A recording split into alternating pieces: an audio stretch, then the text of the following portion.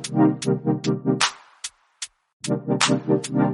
going on, everybody, and welcome to the Other Side of the Firewall podcast, where we highlight those movers and shakers and glass ceiling breakers, those people of color who've made it to the other side of the proverbial firewall. My name is Ryan Williams, and today I am joined by a special guest, Ieshea Hollins. She is the Chief Information Security Consultant, a PMP, vCISO, and so much more. So thank you for being on the podcast today. Thank you for having me, Ryan. It's a pleasure to be here. I appreciate it. If you can go into a little bit more detail of who you are. Certainly. Again, Ieshea Hollins. I am the founder and CEO of Direnzic Technology Consulting. We are headquartered out of Monroe, Louisiana. We recently just expanded into the Dallas, Texas market. So we started our second location in Dallas, Texas, about 8 months ago. So we're very excited about that. We got started in digital forensics and cybersecurity back in 2008. Just kind of, just moving things along. I know we got started in digital forensics first. Just kind of working with attorneys and, preparing things for court or helping to kind of bridge that gap between, what was known and unknown with regards to all the things that was coming of age with, computer crimes. And then in 2010, we went ahead and we married cybersecurity with digital forensics. How do you be proactive instead of just only being reactive, right? So we were one of the first companies to just kind of publicly marry those two frameworks together, the digital forensics and the cybersecurity, and we've been rolling ever since. That is awesome. So with that being said, that partnership, was that just like your inspiration? Like, is that it was one of those where your passion, or was it a combination of both? Like, how did you get to that place? That's a great question. So as a child, I was always curious about how things worked, right? But I also grew up during a time where computers were very, very expensive, and tearing up things was not necessarily the way to go. My parents would have killed me if I tore up a computer. But I still wanted to know how it worked. So I started figuring out how to get into things from the back end. And as a child, my father used to tell me, you need to be a legalized hacker. Neither of the things were really a thing yet. But I was a child, you need to be a legalized hacker. He's through the moon right now, by the way. And but for me, getting inside of files and different things like that, it always kind of came to me. Like I enjoyed it. I did go to school in computer information systems. Well, technically I started in computer science. I recognized early on that I was not your traditional programmer. I could program. I enjoyed it, but I was not one you could put baby in a corner, right? And tell her code all day. I'd go crazy over there because I need to talk to people. So I changed my major, and either way, it's kind of how it led into, I did, once I graduated, I was working as a programmer for CenturyLink, and which is now Lumen. But we were working hard to figure out how to recruit technology students to CenturyLink because it was hard. They would graduate and they would always move away because there was the auspice that there were no technology jobs available. And in the midst of one of my universities was Southern University. And so I'd have to go back and forth to Baton Rouge. During that time, on one of my trips, there was a case. It was just in the news at that time. I will not give the year. And there was a guy, and he was fighting for his innocence. They had infiltrated a pedophile ring. I don't know if you want that in your podcast, but that's what it was. Right. And, no, go ahead. Okay. And he was fighting to prove of everybody in the ring. He kept saying, but it wasn't me. And so as I'm driving, thinking about it, and especially at that time, how do you convince the cops or anybody that you didn't do something? You're adamant that you didn't, but nobody knows how to look into was I a man in the middle attack? Because all of those were not common phrases at the time, right? It was just his word to say, I didn't do it. And so I looked at it and I said, he needs help, but who would his attorney work with to help him? So I started looking into it, and the more I looked, I'm like, this does not exist. Like there is no way. That defense team didn't really have, everybody was using the same set of data that was coming from one particular point, and not necessarily knowing that what you were getting back was being interpreted correctly, if I could say that safely. So right. As I looked at that, I just identified a need. And so I did. I looked into it. I went back to school to get a couple of certifications, but I was still working at CenturyLink. And so I started, like I said, taking on just small cases, just here and there, just working with law enforcement and or attorneys. So they started doing pitch sessions. So I pitched my company at a startup. And when I pitched my company, I was pulled to the side and I was told, you're on the back end of it. If you can get in front of it and start offering cybersecurity, you'd probably go a lot farther. Because truthfully, we were.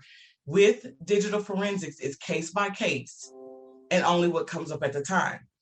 And so when they told me that, I went back, I sat down with my university, I talked to them, I pulled some other professionals to the table, and we started looking at how to do cybersecurity and digital forensics together. And there you have it. That's real trailblazing. So like when it came to mentorship, so you said your father encouraged you, and he saw that you had that passion. And then you said you had someone you spoke to who basically told you to marry it. But obviously you're a self-starter, you're self-motivated. What type of, for people who are out there who are trying to figure out like, what path do I want to go? Like what pulled you, who put that fire to say, hey, you need to basically take it and run with it? Was it more of a work associate? Was it more like a coworker, family member? Like who was that person? You hit the nail on the head when you said, I'm definitely a self-starter. My father has owned his own business my entire life.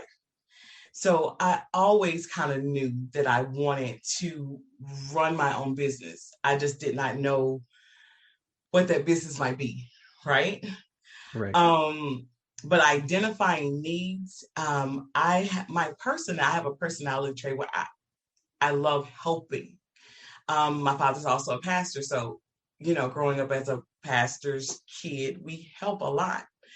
And so initially jumping out here was, I wanted to be of help. I knew things, I had learned things, but how do I properly implement what I had learned to be able to help?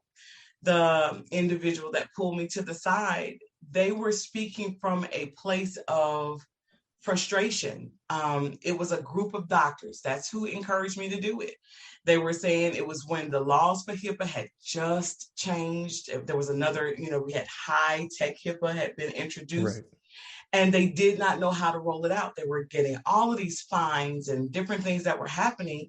And that was the ask. They didn't understand digital forensics. Well, what happens after we've been breached, but who helps us before we're breached? And so that was the conversation, which just sparked some more investigations. In those investigations, I find there's no one doing this yet. And so that for me said, there's a need, you can help, let's just get started. And that's what I did. That's refreshing. I say that because obviously the reason for the platform is to help people who are, starting a cyber journey, who are in the middle of their cyber journey, or trying to, find that upward progression, and then put them in connection with people who, like yourself, are in that, that top 3%. Those people who have made it, they've broken those glass ceilings, become senior leaders, business owners, entrepreneurs, which you're hitting all those things, through your business. So I think that in itself is admirable, but then to come on this platform and then basically give those keys of wisdom is definitely amazing. So I'm kind of jumping ahead because I definitely want to get more into the forensic side. I definitely want to ask you some questions about, just different levels as you moved up. But I'd be remiss if I didn't ask the question, like, so when it comes to the helping and whatnot, I don't want you to plug anything at the end. I would rather you plug it, earlier. Like, what are you going to do in your sponsorship? Like, what are you looking to do in the future to help people? It's kind of a long question, right? I guess if I had to condense it down, do you have any platforms you're trying to start? Because I mean, you have so many irons in the fire. You're doing some high level things. Just in this conversation, you've hit like 3 different things that you're currently working or wrapping up. What is next when it comes to the movement to help people of color? Just anybody who's looking to get into cyber. Just I'll leave it there. It's a great question, and it is definitely hard to ask that question. For me, I have I started, or I co-founded with a group, back in Louisiana. It was NELASEC, and Northeast Louisiana Information Security Professionals, that got together every month just to talk through trends and what's going on and provide education. I have also, every summer up until COVID, I run a summer camp for disadvantaged youth that, we come in and we teach them, because I think in a lot of ways, a lot of things are lost in the cracks, right? We will be really quick to say, well, if you don't go to college, you can't do this or that. We've not identified what they could be naturally good at, whether they go to school or not. And that is a huge argument that is in the industry today. It's talking from podcasts. You're looking at the education versus certifications. And a lot of them, in both cases, they want you, and we see in cyber all the time, we want individuals who have all of this experience, all this expertise, but where do they get it from? Because the jobs don't allow you to come and do the work until you can prove that you've done the work. So who let you do the work? Some of your certifications, the Certified Ethical Hacker, the CISSP, those can release PMP as well. 5 years of work experience before you can even sit for the exams. So who's opening those doors, and who's allowing these students and these people to see, this is something that I can do. I'm really, really good at it. It comes naturally to me, because for me, I think it's kind of like law enforcement. You got to think like a crook to catch a crook. You got to think like a hacker to catch a hacker. And you think all these hackers went to school first? Some of this is natural talent. Yeah. I tell people all the time, they ask me, I got to go back to what my dad said. Be a legalized hacker, because I was hacking as a child. Now, I can't say that, like, I didn't hack my parents, and it's nothing that I should get arrested for. Like, let's not investigate me. I didn't hack my school, but there were things that I was doing on my home computer that he recognized, right? And so one of the arguments is I have later on certifications, But when I graduated, because I graduated from college in 2003, so I'll date myself, it's okay. I could not have gotten a cybersecurity degree, right? So you're telling me that I'm not relevant in the industry because my initial degrees aren't in cybersecurity or digital. Those are things that I had to be self-taught. You do have to be motivated. And I think in a lot of cases, we take away the motivation of our youth, of our kids, of even for those that want to transition careers later. So when you ask what it is that I want to do and where I'm going in this industry, I'm literally, that's what I'm going for. I'm going for a way to how do we introduce people to this industry? How do we get them caught up without making them feel bad, without having them feeling like they got to go back to get a 4-year degree just to get started, or without being discouraged by all of the rhetoric of, in order to be certified, I have to do this or that. It's all about making sure that we can help people transition. So yes, I'm working to, get my podcast off the ground. I'm working to put particular programs in place to make it safe where people can go and learn. I don't care your age, right? We spend too much time putting people in boxes. And the thing about technology is nothing about cybersecurity comes in a box, because if they stayed in a box, I wouldn't have a job. So that is perfect. Like, you summed it up like perfectly. So for the past, I would say 3 or 4 weeks, I'm not sure if you're on Clubhouse yet, but if you are, okay. So perfect. That's perfect venue for you. Definitely start your podcast. Like, I definitely encourage you to do that. But on Clubhouse, what I've found is, so I don't mind public speaking at all. I'm if anything, I enjoy, if I'm passionate about something, I can definitely talk about it endlessly. But Clubhouse, it feels like very raw, where you can reach people who are completely different fields. Like, you have somebody who's like, I'm a masseuse, but I'm thinking about going to cyber, and then you kind of break down, here's, X, here's Y. And like you said, what's your passion? Like, what's your natural talent? So I think that's incredible. Definitely keep doing that. I will definitely find you on Clubhouse.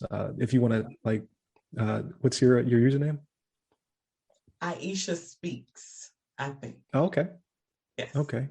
So if it's not, I'll put it somewhere in the description. Like, we'll definitely get them squared away. But yeah, definitely, I'm definitely going to follow you, because that's inspirational. And you're speaking about a lot of things that we are debating about, right? Like, so I see the flood of degrees but no experience. Like, people are like trying to get their bachelor's before they've even touched equipment, because like job applications are saying, yeah, you need, like you said, 5 years experience for this, 2 years experience for that. But how do I get that experience? So I think that's definitely commendable.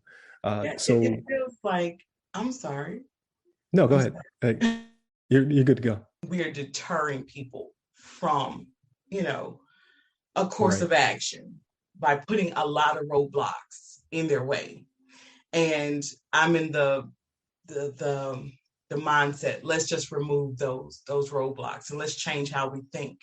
I think in a lot of ways, we as a people, we like to talk about, oh, I'm waiting on somebody to open the door for me, right? Right. And in some cases, what if you are the door? You create the way. We can have all these visions and think things. That's why I'm so very proud of you starting your podcast, getting it out there. And I don't want to say start, because we've been doing it for a while. But it's, as we were saying, before, sometimes we can overplan things, but there are people that have been waiting for a while for us just open the door. Let me see that it can be done. Talk to me. Yes, I have my degree. I do, but my cybersecurity, it was not possible at the time, but I still made it work, and you can too.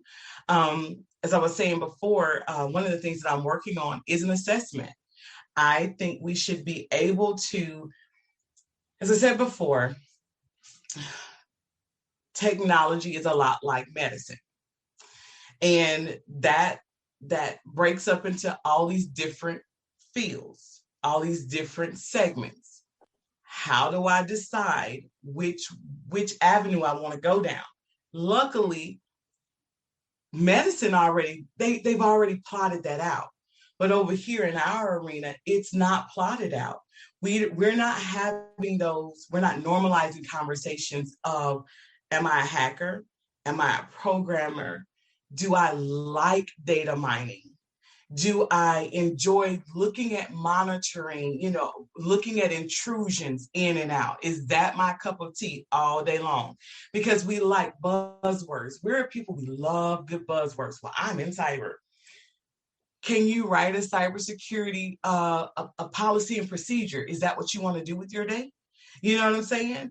Do you enjoy the research that comes along with it? Or, are you thinking every day is vulnerability assessments? And even if every day is a vulnerability assessment, are you writing the report afterwards, or are you just doing the intrusion testing? So sometimes an assessment will look at, okay, let's talk about what this entire job entails and what about it do you really feel makes a fit in your life. Then decide to go that path. Because when you start talking certifications, well, I went and I got my A+, but I got Security Plus, but I want a CEH, but I want to, and then we'll jump in a chat. Well, which direction is best for me? And I see that question all the time in our Black Information Technology Professionals group, right there on Facebook. I see the question, and it pains me not to answer that question. But the real answer is you have to know first what you want to do, or else you got alphabet soup. Ieshea Hollins, PMP, CEA, CISSP, CI, that. And at the end of the day, your counterparts are looking at it going, they can't figure out what they want, and they still pass you. There's undereducated, there's overeducated. We've heard it all. That's very true. So if you were to distill it down to not a certification, not a degree, definitely have to have the passion. What would be something, a publication maybe, or maybe an online just class? You're not even trying to get a certification. You just want to take something just to see what's out there. Where would you point somebody who is brand new to cyber, who's listening to this podcast? I'm an advocate for Udemy. People would say, okay. Cybrary, Cybrary. It's another really good resource that I would, tell people, kind of go to. Again, it's still going to be difficult because even when you get there, in some cases, you are inundated with information and you still don't know where to start. And so that's why I said right now, it's something that I'm working on, but I haven't finished it yet. Because like I said, there's a lot of really good trainings that are out there. You can point people in a lot of directions. YouTube is phenomenal. But those two definitely, Udemy and Cybrary. Definitely, if you're looking in the arena of cybersecurity, I would say Cybrary. That's perfect. So yeah, so I've spent hours on Cybrary. I don't know if you've listened to Kelly Hinderhand at all. That's my go-to. She got me through my CISP. But so I think your answer is perfect though. Just find a tool, and preferably a free tool, right? Something where you don't have to invest a lot of money in case you don't like it. That's right. I had a young gentleman ask me, basically for study materials for CISP. And I'm just like, so what have you done in the past? What are you currently working on and whatnot? And he was like, I'm still in college. I'm in my sophomore year. And I'm like, bro, not to discourage you, it's something you should strive for in the future. But I was like, there's so many hoops to jump through. You could pass the test, but you're still not a CISP. These titles are not what would make you phenomenal at your job. It's your passion. Like you said, you have to have the passion for it. And then it's also what do you know? Like, because if you can't speak intelligently to whatever that is, you're not going to get through the interview. Right. It just feels like people are rushing, like they're trying to catch this cyber wave, which has been around for like 2-3 decades. Um, but they're just getting too far ahead. So I think that's perfect. Like there really is no specific. Like I would say if you have to pursue something, I would say definitely, like you said, Udemy, see what you like, dabble around, like look around Cybrary. Also, you can find some free tools. There's some paid stuff on there too, but don't commit until you kind of know what you want to do. So I think that's perfect. So this interview is kind of unorthodox, but I definitely wanted to capture like you're definitely going somewhere. I wanted to get there. So I guess we should back up a little bit. So from your titles, so like again, it's not about your title, it's about the experience. It's about what took you to get to that point. Did you start in project management, or is that something that came along the way? So the reason I asked, like most of these questions are supposed to be for the audience, but some of these questions for me, I'm not gonna lie. So, so I'm also a PMP. I'm just fascinated when I talk to other PMPs, because again, it's not about the title, but it takes a certain mindset to want to pursue being a project manager, because it's the most frustrating thing in the midst of it. But when the process clicks, it just feels so good. So yes. Okay. So, and my only thing was I try not to give really long answers. I feel like I give really long answers and I don't mean to. no, it's perfect. So someone will pick up something, like regardless of how long the answer is, and they're like, you know what, I get it. It clicks. Yes. So technically, in college, like I said, I would definitely say the greatest takeaway from my undergraduate was they gave us one class right before graduation. It was project management. And for me, it checked all my boxes. It was like ding, ding, ding, ding, ding, ding, ding, But I did. Upon graduation, I went in as a programmer, systems analyst programmer. So I was programming, I'm writing code.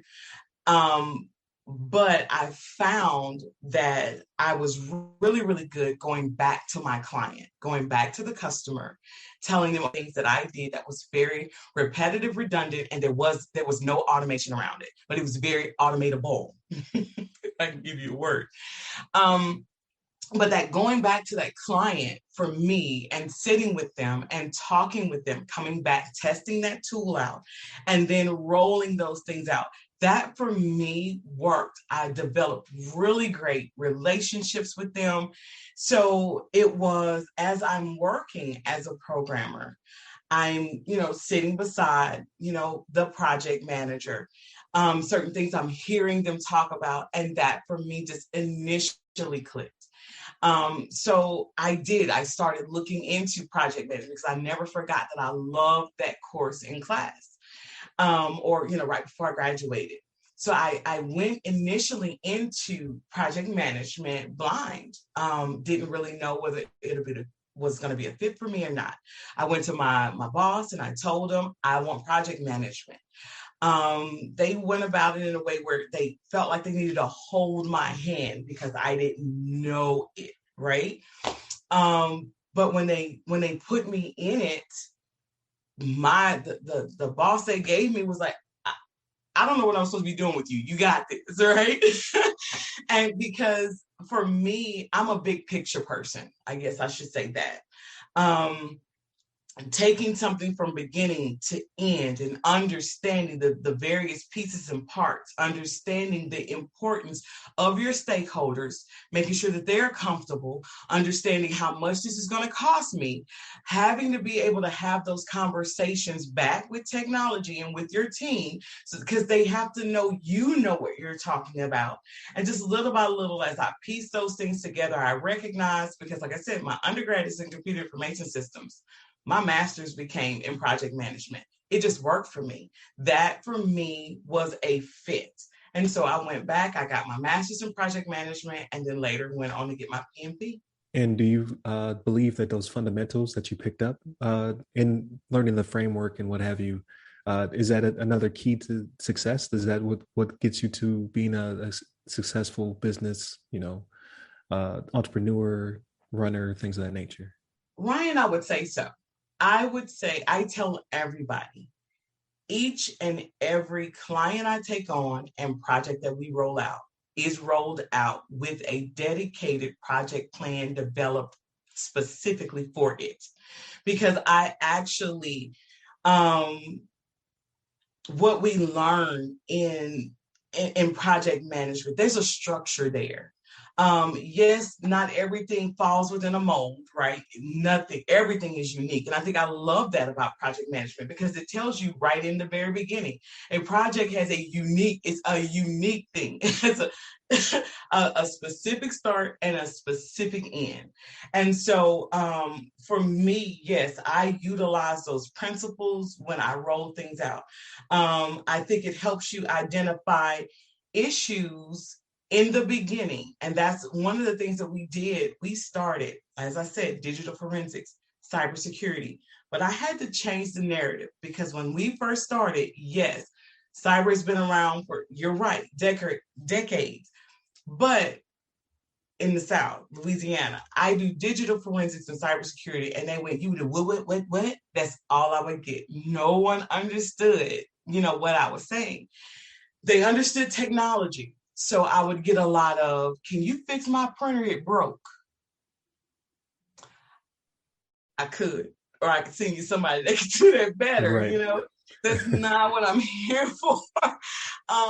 And so I became, we marketed it as issues management resolution. You tell us the issue, we will give you a resolution wrapped all the way around it. That project management. Okay, you could come and you could sit down because now your problem isn't just the problem you came to me with. Maybe your network is not set up correctly. Maybe just because you sat down and connected the printer to the computer, that did not necessarily fix, it wasn't even a solution that your organization needed.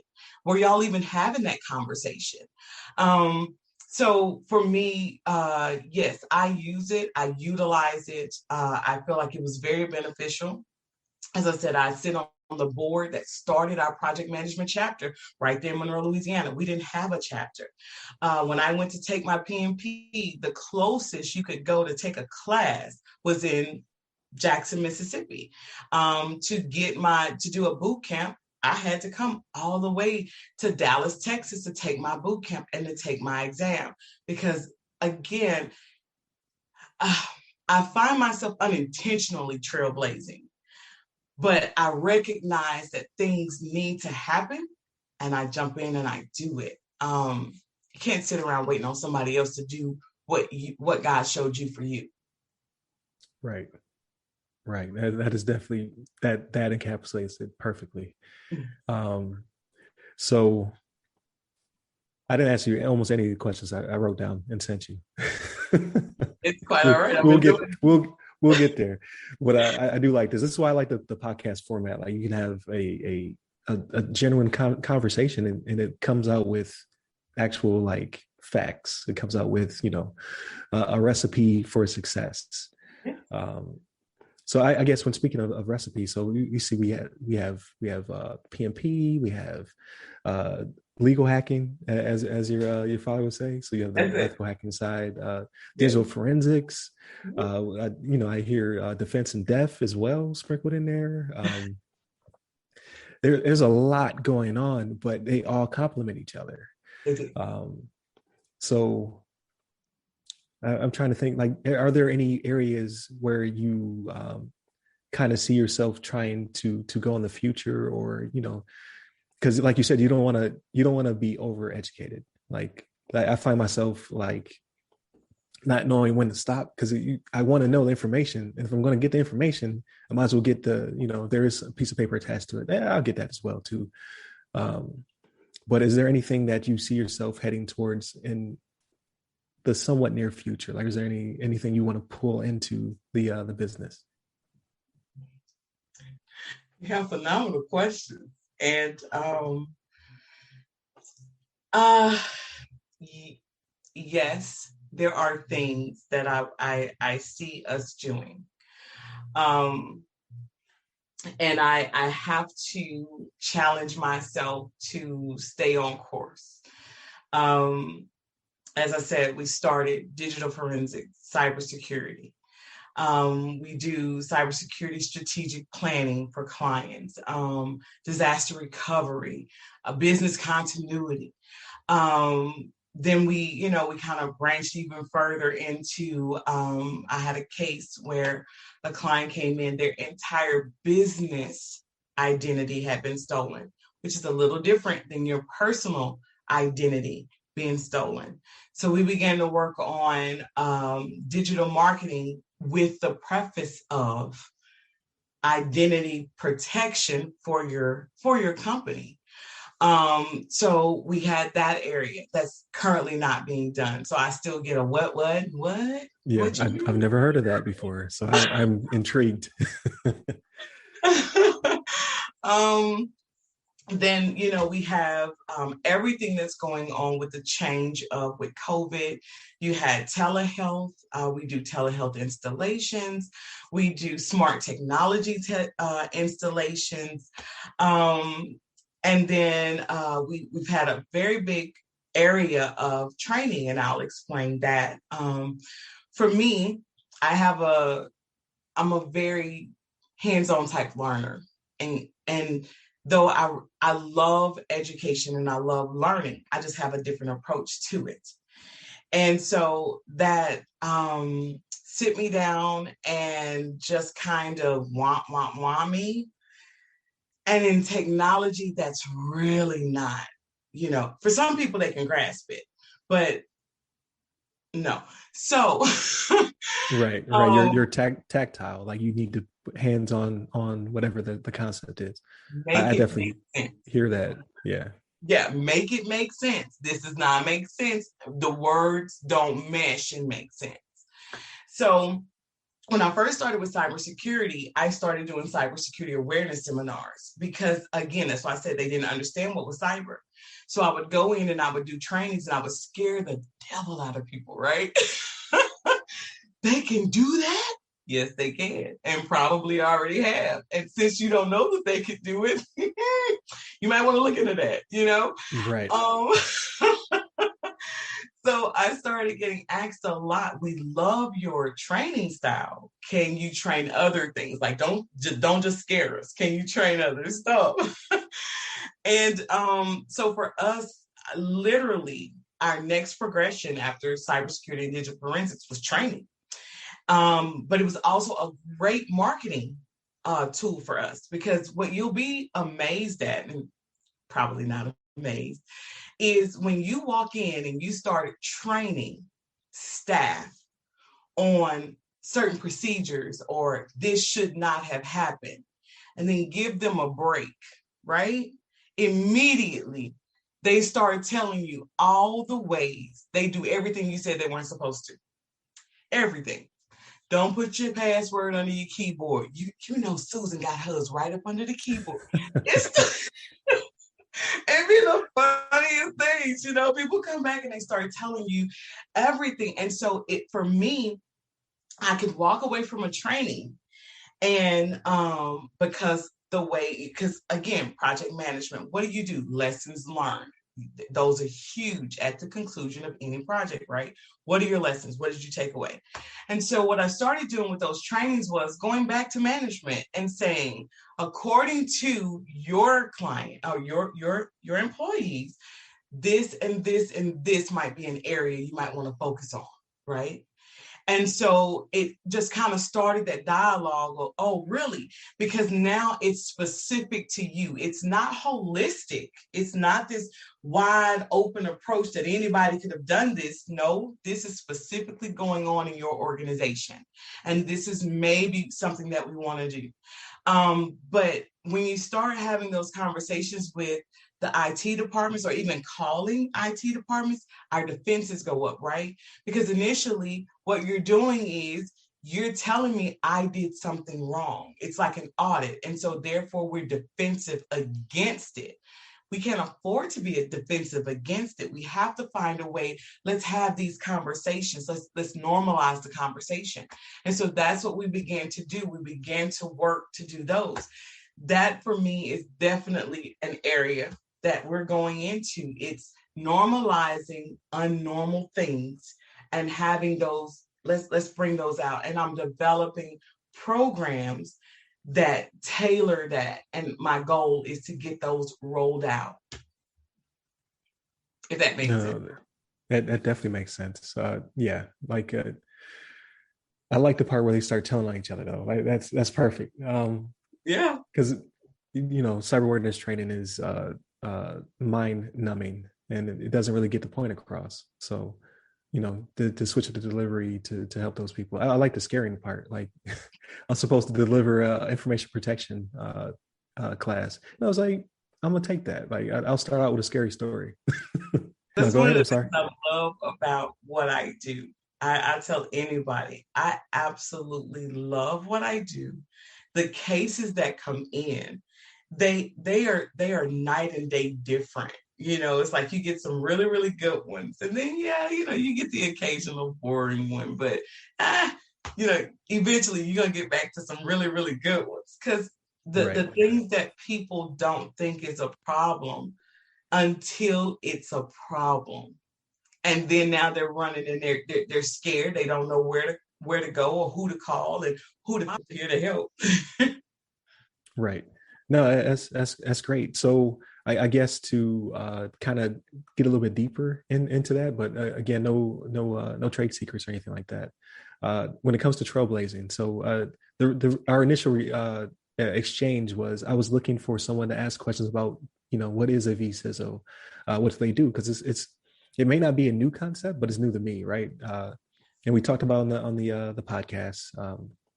The article we pulled the information from, I believe, sent us down the wrong path of what it was. I think we misrepresented it because it was kind of talking about how this person would be kind of like a part-time worker for a fraction of the cost. And I was just like, if the CISO's in the title, like that's not what you're getting. But then I started asking the question, and I was getting a lot of gatekeeping. Like people were kind of like, for confidential, reasons they don't want to share. I get that. But I was kind of looking for like the day of vCISO. And you're the first person I ran into who was, I think you were in the bit forum trying to find other vCISOs. Like, I'm a vCISO, I'm looking for other vCISOs. So I was like, hey, I got questions. and again, personality and what have you, it definitely not gatekeeping. It was definitely on the helpful sponsorship type level, like, hey, we can talk about this, and I'll come on the podcast. So initially that was going to be the podcast, but again, your story, the recipe, like I think I'm getting a lot of keys here that will help a lot of people. So that's why I've pivoted so hard from the initial questions. We'll get there. Well, it's all good stuff, but I have to ask the question. So what is a day in the life of a vCISO? Like, what does that look like? Okay. So we understand, let's just say, let's normalize Chief Information Security Officer. So what a Chief Information Security Officer basically is that person that is managing the processes around the technology that happens for an organization, right? We are that person that looks at what are your issues, what is the budget, right? Because we have a lot of companies that until this point, we're now starting to normalize making sure that we have a dollar figure assigned to what we do for our technology. Did not. That person who makes sure that cybersecurity awareness training is happening, are all of our processes and procedures up to date? Are we meeting and within compliance? So Chief Information Security Officer, boom, kind of in a tight little bubble right there, okay?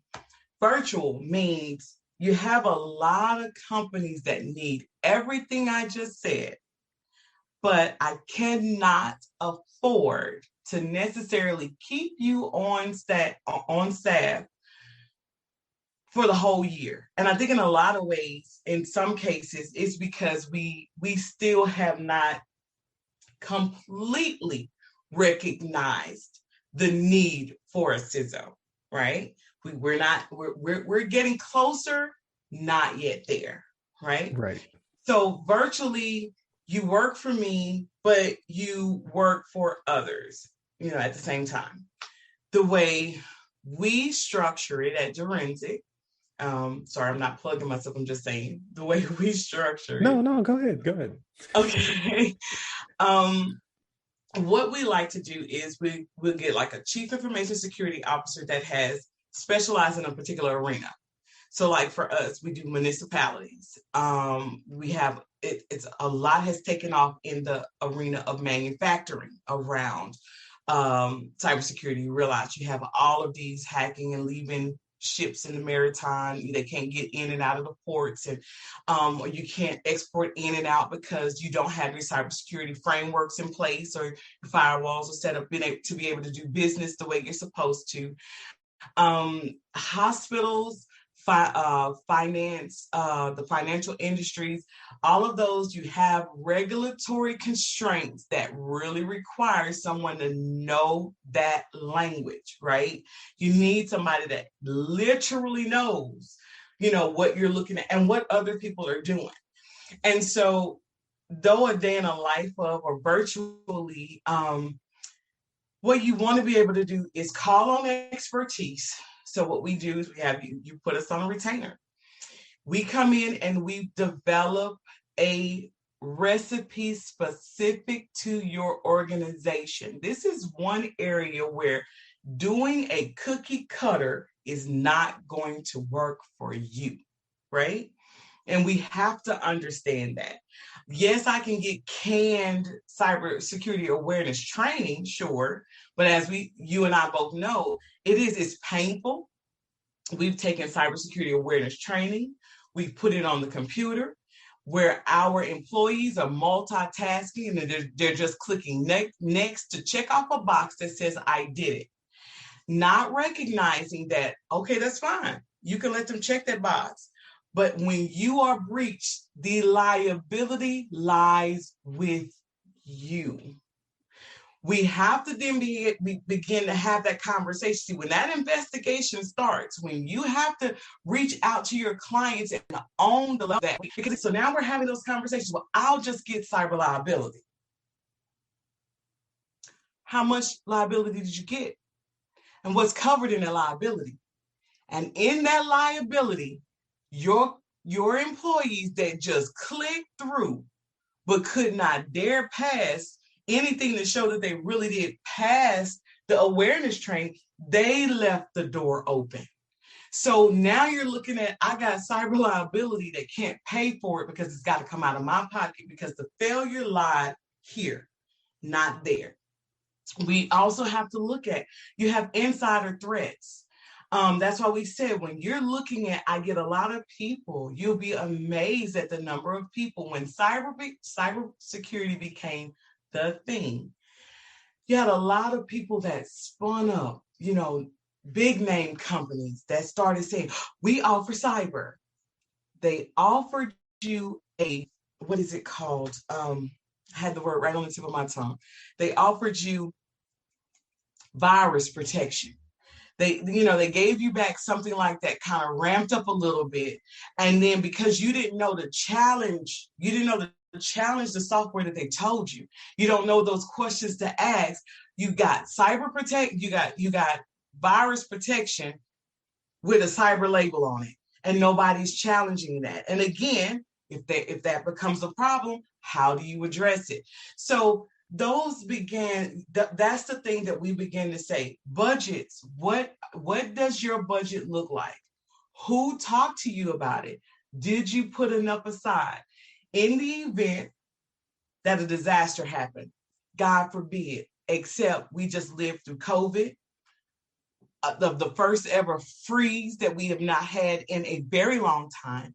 I live in Louisiana, where we just had unprecedented hurricanes, tornadoes, all sorts of happening. Well, if nobody is bringing that to the forefront of the conversation at the board, sometimes you got to have the board has to think about some of these questions. One of the things that we offer are tabletop exercises What's a tabletop expert? We bring those executives in.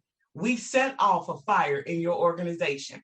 It's a hypothetical fire, but we set it off. And what we allow you to do is watch the reaction of your staff in real time. Let's watch them figure out they don't know what they're going to do. Let's show you how long your organization will either be down and can it survive it. Then once we've had that conversation, now let's push back and take those same executives into a boardroom, and now let's develop what we need to develop. Right? Let's write that out, and so that we can safely secure our investment, which is our organization. Because the key is not to lose your organization. That if we can invest in everything else to make sure that we're staying on top, in the forefront, then why would we not? We're gonna put all this money in marketing, and then, but all of your clients can't come to you. I can't swipe my card because every time I swipe my card, there's somebody on the back end that's either spoofing my network. All of these things that we know that language, they may not.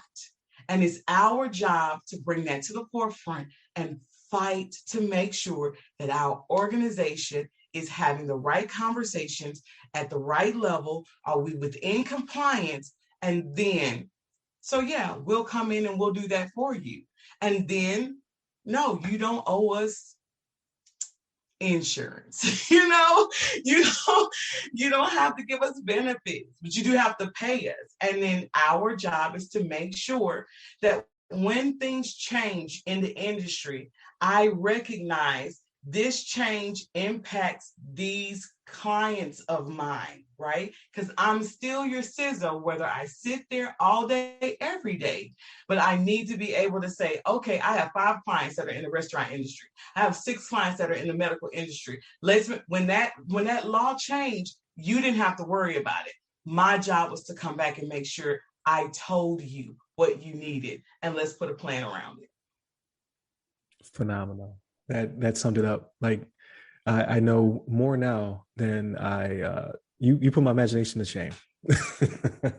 in my head, I had not thought about I was thinking more microcosm, right? I was thinking like it's a person in their home who is chiming in from time to time to provide that information, awareness training, maybe making sure that your patches are being done, your viruses are being, your signatures are being updated, things of that nature. Like, you just no, it's the real deal. It's really a CISO, but maybe your company can't have one there full time on premise. That's right. So that's perfect. What you said, if the IT department is set up correctly, that should just be the IT department, right? Whether or not your patches are in place and you've rolled certain things out, a really good IT department should have those processes, right? Right. We talk about asset management. Asset management is a huge deal, and you have a lot of companies that fail on just their asset management plan. Who has this particular computer? Who has the rights to sign in and log in? We fired Paul 18 months ago, yet we still see him on the network. Right. These are all conversations we don't like to have, and we will. That's why I say when I come, I like to say, I had to learn to tell people, we're like the police. There's a axe murderer loose in your neighborhood. And we came and we knocked on your door and we said, ma'am or sir, there's an axe murderer loose in your neighborhood. And we came to let you know, please close your windows and lock your doors. Put your dog away, close this down, close that down, right? And you looked at me and said, you must be the murderer, and closed the door in my face. That's what we face when we go to different companies. They then see us as the threat. Now, if I were the murderer, would I have knocked on your door and told you to close your door? So let's go back, because you're an IT person. You get it. So I came and said, close that port, close that opening, reevaluate that. And instead, you looked at me and said, you're the threat. I can't afford to have you. No, sir. You can't afford not to have me. Oh, wow. No, now you preaching. All right. I think that right there. You sure you don't have a podcast? You're not gonna start one up? You should start tomorrow. you're already there. I told you, I've been planning it. I have all my material. I just have not stopped long enough to record my stuff. But right, yeah, I'm ready. You gotta get started. Like I said, one of my mentors, it's done is better than perfect, because perfect is never done. Like it's a good mantra. Like, obviously you don't want to half-ass anything. Excuse my language, but you'll never get started if you don't get started. Like, you're there. All you gotta do is just cut the mic on. Thank you. So thank you. I'm definitely gonna jump in. I'm definitely gonna jump into one of your Clubhouse. What do they call it? Clubs. Yeah. My brain shut off for a second. So there's typically some questions that I do ask that I didn't ask you, only because, like, I obviously I try to get the perspective from a person of color, whether it be a woman of color or a man of color, just kind of like, what were those roadblocks? What were those things that you had to overcome, and things of that nature? But I don't think you had it. Like, you had nothing stop you. Like, you may have had obstacles in your way, but it seems as though you just ran through them. Was there anything that you felt was a hindrance that you had to overcome, and what did you gain from that? So I enjoyed your interview with Chelsea Pierre. Yes. As I listened to that interview, it hit home in so many ways. And I don't think that is the conversation we don't normalize. We're not having the conversations that women in technology, we get dismissed really, really quickly by our own counterparts. I have been on a job. Matter of fact, I actually brought in a guy with me on a deal, right? I gave him a phone call and I let him know. I said, I have this is going on. They're looking for this element and this element, and you guys offer this element, and I would like to bring you in. I get to the table now. Keep in mind, now in this particular case, he's an African American. He comes in and he sits down with me at the table. So I am doing a presentation to a white male. I am a Black female at the table, clearly, and he's a Black male. As we're talking, the white male is addressing me because he called and asked my company to come do the presentation. As we're talking throughout that presentation, more and more, the Black guy, is getting uncomfortable with the amount of attention that's going my side of the table. I.e., I know this too, but that's not what you were there for. Midway through the interview, he starts hijacking some of the questions, right? Not long after that, his business card comes out and he throws it to the guy at the table, at the head of the table, the white guy. The guy looks down at the card. He now sees the difference between that guy's card and my card, right? Oh, so we're not talking the same business. So gradually, there's a shift in the interview because you've now established guy to guy, talk to me. So, but you're only at that table because I invited you to that table. When we got done with the interview, we had to go into the server room. I go with him to the server room. When I get in the server room, he's stumbling through how to get through the server. I politely say, can I have a go?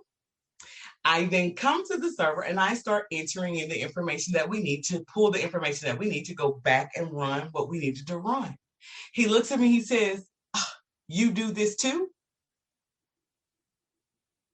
Yes, sir, I do. I invited you as a courtesy. As I said before we started this podcast, certain things I recognize that you did better maybe than me because my company specializes. See, I like to stay in my specialty. Right. But I also tried to bring you to the table so that we could all eat, sir. But just because I was here without a set of pants on, right? Or what comes in those pants, we actually have to have our own internal battles between whose meeting you were attending. See, these are the things that we have that nobody wants to talk about. These are, and you still have to keep your professionalism. You still have, or you're the angry Black woman on site. Or you're the, there's all of these terms that other people don't have to overcome while they prove that they know that they're good enough to be at a table. I did an interview where I was in a room, I was in a boardroom. The table was full of white men. Again, I am not racist in any shape, form, or fashion. I love all people. In that interview, I'm giving the presentation, but you can tell by the vibe in the room, there were those that were on board, and then there was those that were not. I was stopped in the middle of my interview to be asked, what are your credentials? How are you here? Microaggressions. I didn't miss them. Huh? It says microaggressions. Yes. So without missing a beat, I told them, okay, so we're going back to my introduction because I thought I covered that. That's cool. I'll give you a minute. So I give my credentials again. This particular individual, he was sitting there, he heard him. And as he's just swiveling in his chair. In other words, I'm not even going to give you the decency to be still in your meeting. When he gets done swiveling in his chair, I was mid-presentation. He had let me start back talking, but I had maybe gotten 3 sentences in. And he stops and he says, I will never let you touch my servers. Okay, so I stopped the meeting. Thank you for your time. And I picked up my stuff and I walked out. So I've been asked, when I've told that story, you left? Because I was supposed to stay?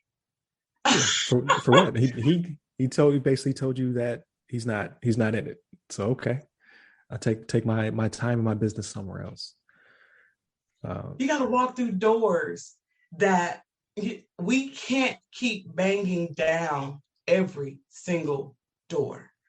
There's in a lot of ways what we do and what we offer, especially as small business owners, we face a lot. We have our own employees that we have to pay. We have our own payroll, but we're forever trying to prove we have a right to be here too.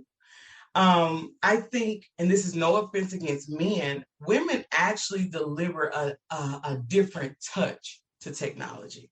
We offer a different touch to everything. Men have their way, and we need men, but women have their way, and we need women.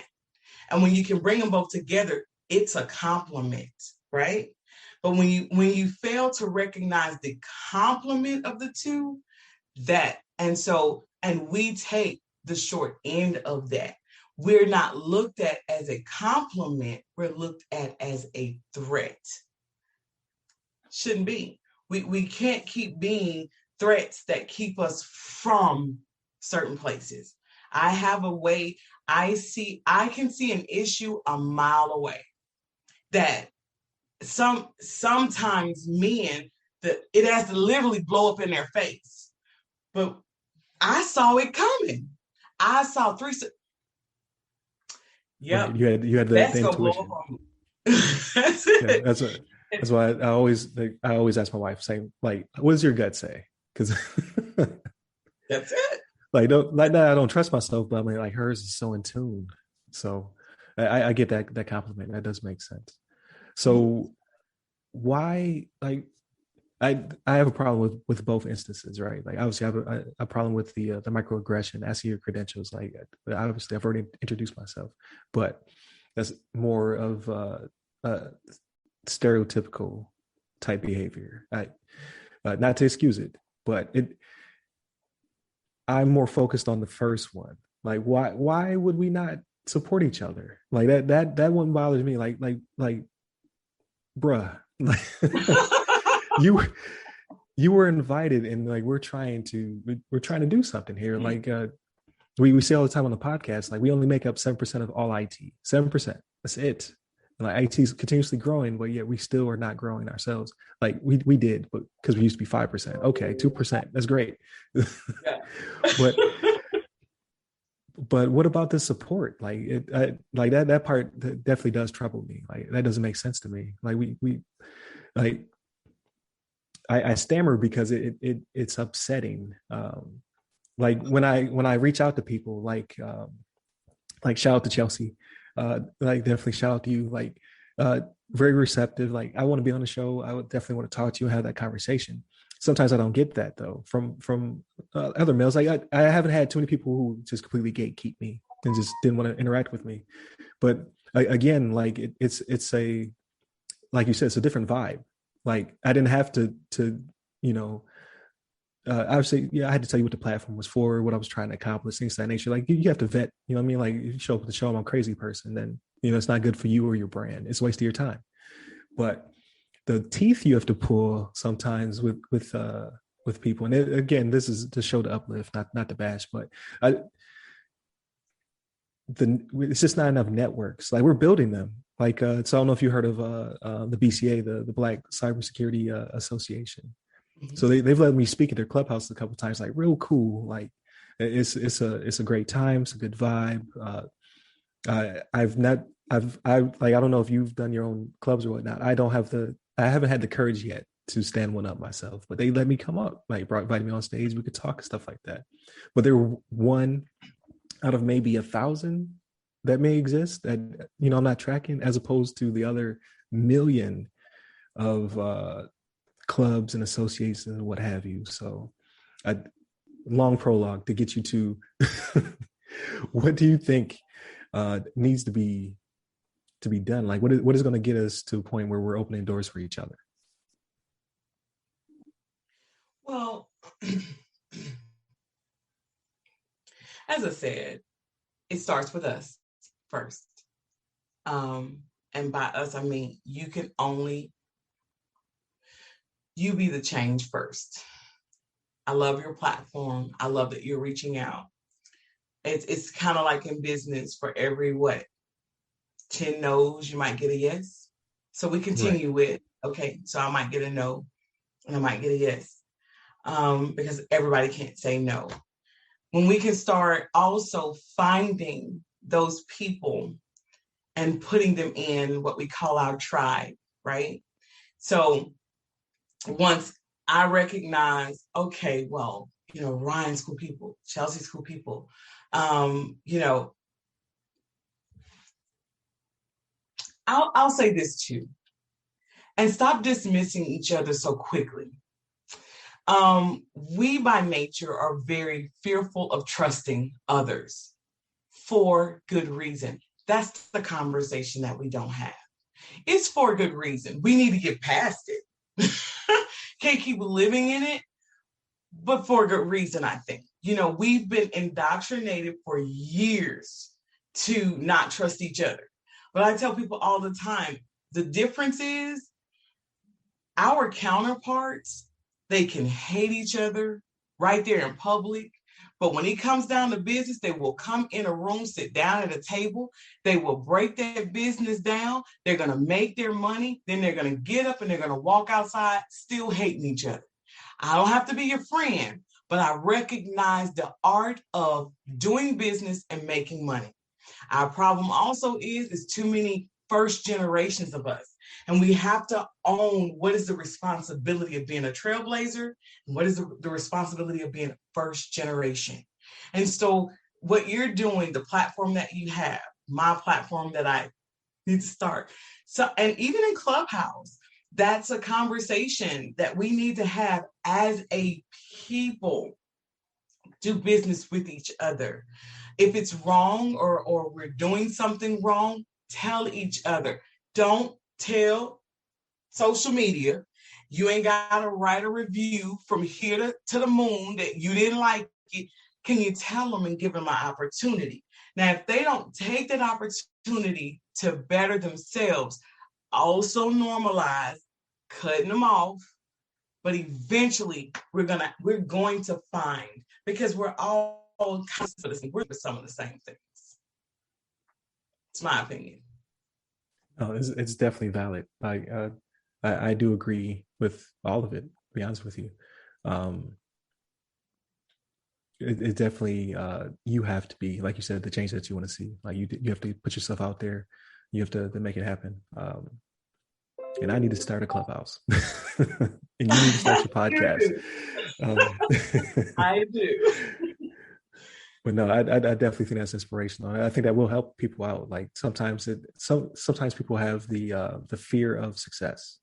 Like, what does that look like? Like, yeah. Because if you are the owner of your own business or you are self-employed or something like that, and you fail, obviously it could be detrimental. But if you never try, you never will succeed. Like, it's just not possible. Like, it's not going to fall in your lap.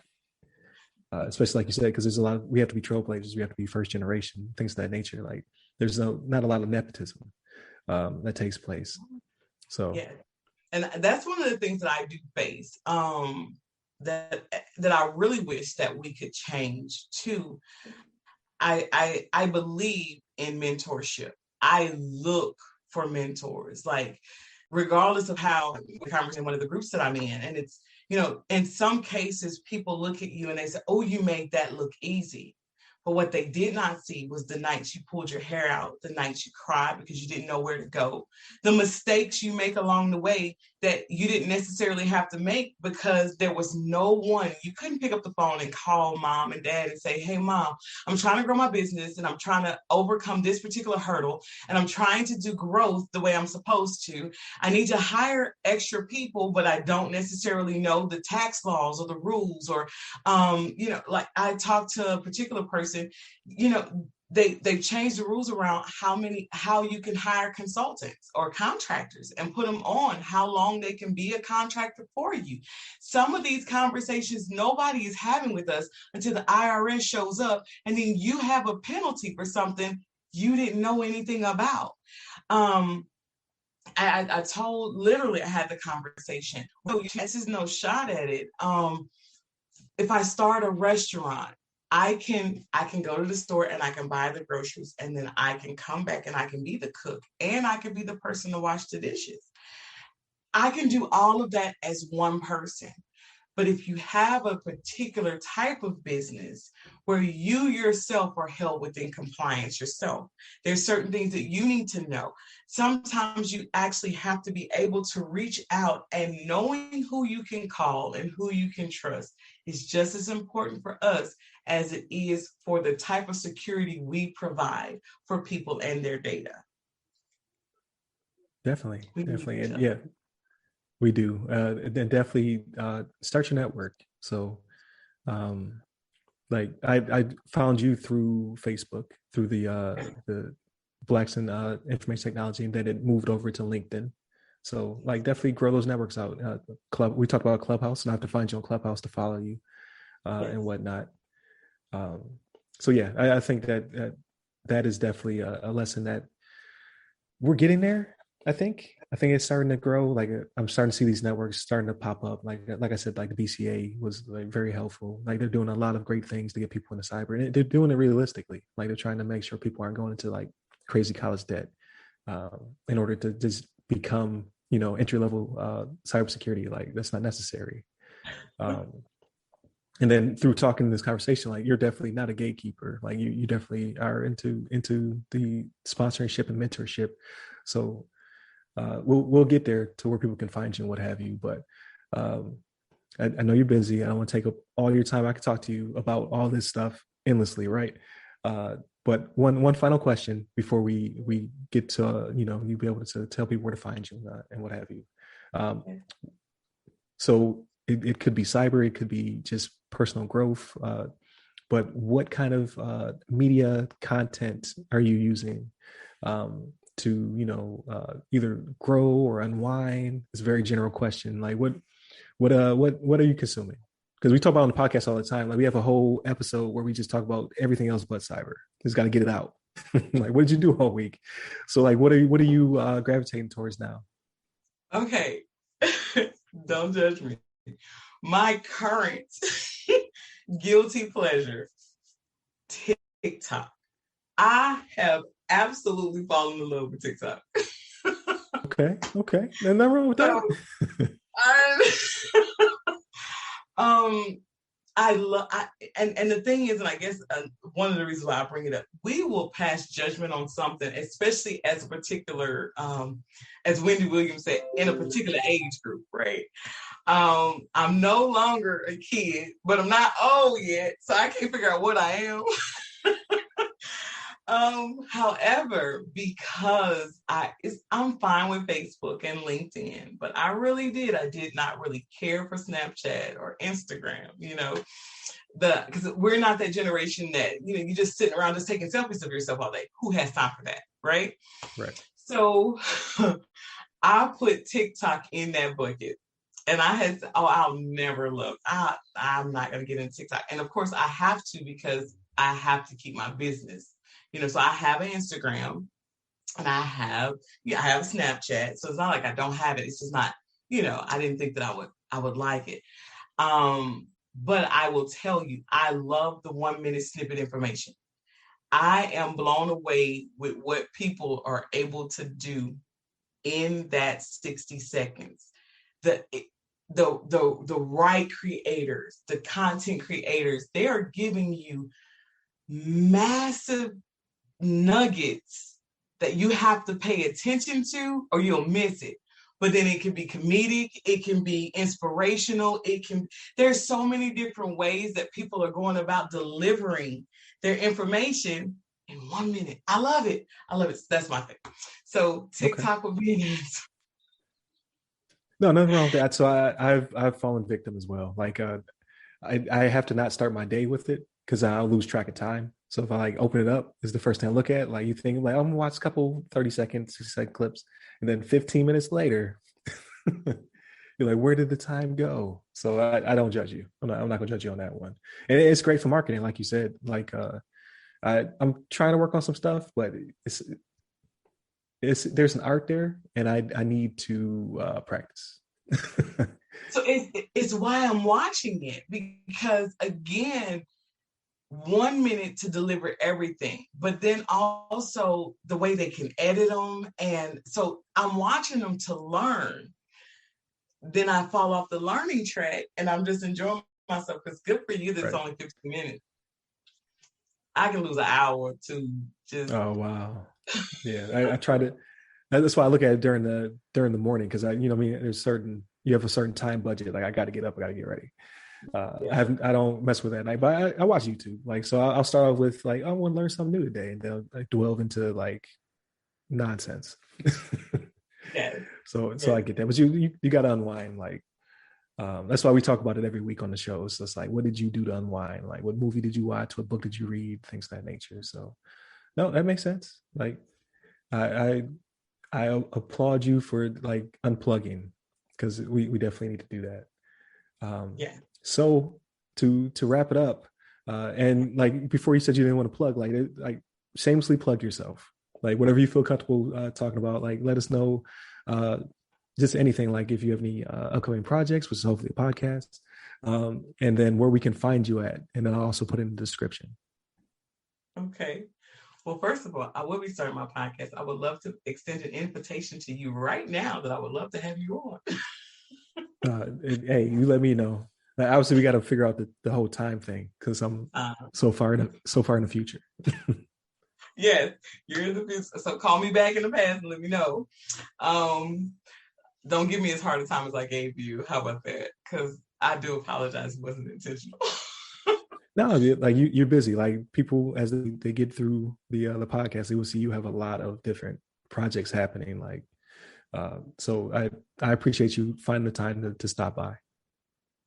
Thank you for having me. Yes, we are Direnzic Technology. Like I said, we are issues management technology consulting firm. Located out of Monroe, Louisiana, or Dallas, Texas. Either or, find us at either office. We are on all the social media platforms. We have a website, www.direnzic.com. We're on Facebook, Instagram, Snapchat, TikTok, almost.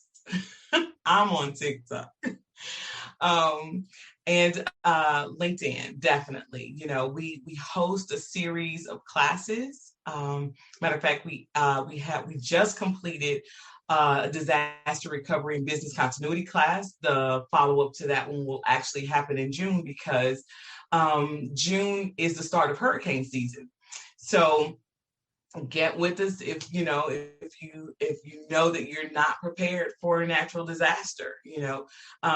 So we have those classes that are coming up. I have a very exciting program that we're going to be launching soon. I will definitely get with you on that one because I'm very excited about it, that we're going to be rolling out for parents and their children.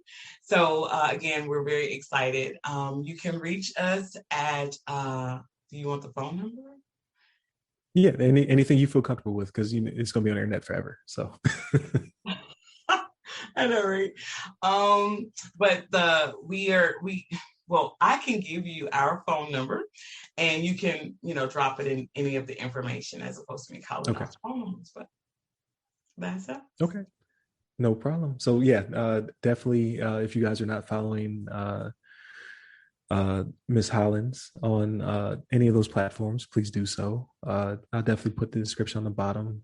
Stay tuned, like there's more to come. So we will definitely, anytime you have something coming up that you want to bring up or plug or what have you, I definitely would love that information so I can share it. Again, hopefully this encourages other people, like just be a sponsor, like get each other out there, share and what have you. Don't gatekeep. We talk about it a lot.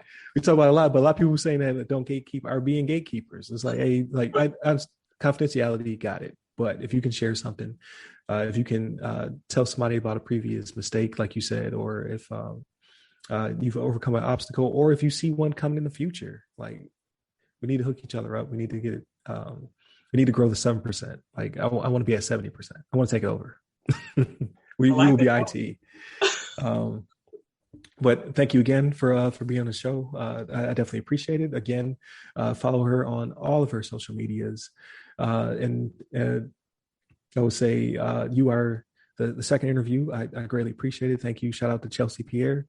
Shout out to Jeff Lodick. I keep saying my mentor, but I don't say his name. So Jeff Lodick, he's the one who definitely says, fail forward, like get out there. So if you are inspired by this and you think you want to do something in the future, definitely do that. If you want to reach out to us to be on the show or to share some words of wisdom, hit us up.